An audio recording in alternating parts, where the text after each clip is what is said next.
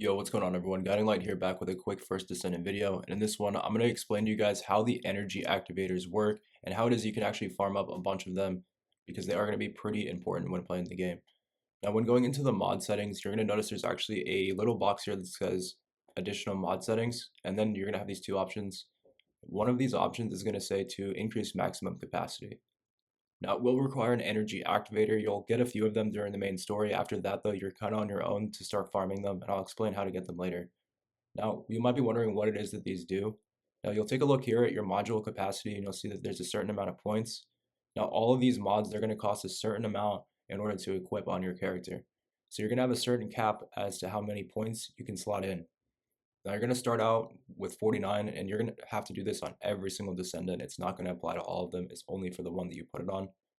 So in order to increase the amount of mods you can put on, you want to go ahead and slot that in and increase it with the energy activator. Now, because you're going to have all these additional points to slot in mods, you're going to become extremely powerful, at least a lot more powerful than you would be normally. So this is how you're going to become stronger and stronger after level 40 is by slotting these in. Now, because of this reason, you're probably going to be wondering how it is you can get as many of these activators as possible so that you can level up all of your Descendants and just put on as many mods as possible. Now, in order to get these, there's only one way. You actually have to build them.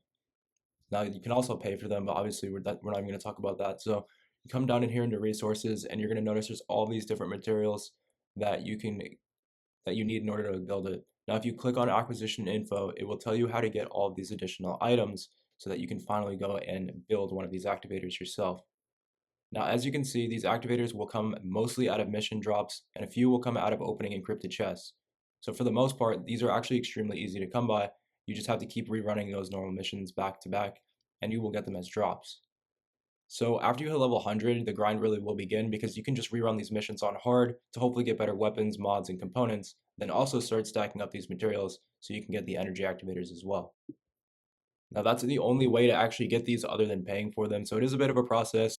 And if you ever forget where some of these components come from, you can always just double check the exact place that they drop and the exact monsters that will drop them. So they're only going to come out of certain areas. Some will only come out of specific missions, and it will always tell you exactly where so that you don't get too confused. But it is a lot that you have to go and collect in all of these different regions. Only some of them will only drop in specific regions.